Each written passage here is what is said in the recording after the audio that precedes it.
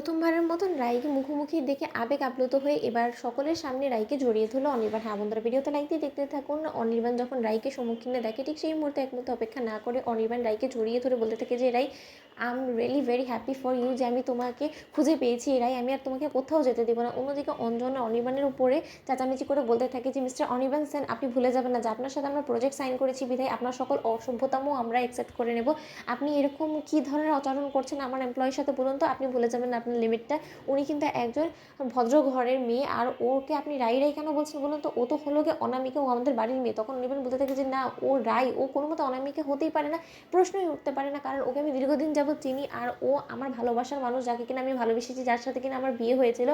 তখন তাহলে আমি সেই মানুষটাকে কী করে এতটা চিনতে ভুল করতে পারি বলুন তো? তখন অঞ্জন বলতে থাকে যে দেখুন, আমি শুনেছি যে আপনার অতীত জীবনে অনেক বড় একটা আঘাত পেয়েছেন, তার থেকে আপনি হয়তোবা যেখানে সেখানে যে কোনো মেয়েকে দেখলেই আপনি রাই রাই ভেবে নেন। আমি আপনার অতীত জীবন সম্পর্কে যথেষ্ট পরিমাণে রিসার্চ করেছি, আর সেই থেকে আমি আপনাকে বলতে পারি যে ও আপনার রাই না, যাকে কিনা আপনি রাই ভেবে এরকম করে জড়িয়ে ধরেছেন। আজকে ও কোনো মতে রিয়াক্ট করলো না, কিন্তু তার মানে এটা নয় যে কি আমরা আপনাকে ছেড়ে কথা বলবো। আপনার এই প্রজেক্টের বিনিময়ে আমরা কিন্তু ওর সাথে এরকম বারবার করে আপনি যদি অসভ্যতম করার চেষ্টা করেন, তাহলে কিন্তু আমরা আপনার বিরুদ্ধে অ্যাকশন নিতে অবশ্যই বাধ্য হবো। অন্যদিকে রাই বলতে থাকে যে এসব কী হচ্ছে, এটা কি বলুন তো? আপনি কি ম্যানার্স ভুলে গিয়েছেন বলুন তো? আপনার লজ্জা করছেন? আপনি এক গাদা লোকের সামনে আমাকে কী করে জড়িয়ে ধরলেন বলুন তো? এরকম অসভ্যতম বিহেভিয়ার কিন্তু স্যার আমি মোটেও অ্যাকসেপ্ট করবো না আপনার কাছ থেকে। আমি এখানে ভালো মনে এসেছিলাম, আপনি আমার এই প্রজেক্ট করার ফলে আপনি আমার প্রশংসা করছিলেন, তার জন্য আপনি আমার সাথে একবার দেখা করার ইচ্ছা প্রকাশ করেছেন, তার জন্য আমি এখানে আসতে বাধ্য হয়েছি। কিন্তু আজকের পর থেকে আপনি যদি এরকম করে আমার সাথে আচরণ করেন, তাহলে আমি really very sorry to say, এই প্রজেক্টে আমি আর থাকতে পারবো না।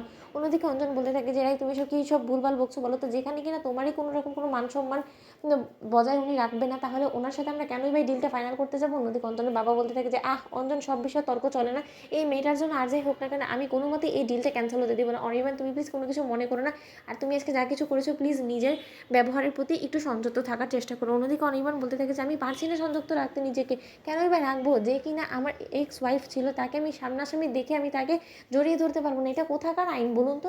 অন্যদিকে অঞ্জন বলতে থাকে যে Anirban please, I am really very sorry to say, আমার মনে হয় যে আপনার কোনো রকম কোনো মানসিক সমস্যা হয়ে গিয়েছে, আর আপনার প্লিজ ইমিডিয়েট ডক্টর কনসাল্ট করা দরকার। আপনি এই বিজনেসে ঢুকে আপনি আর যাই হোক না কেন নিজের মান সম্মান সব কিছু খইয়ে ফেলবেন, যেখানে সেখানে যে কোনো মহিলাকে দেখে রাই ভেবে নিলে।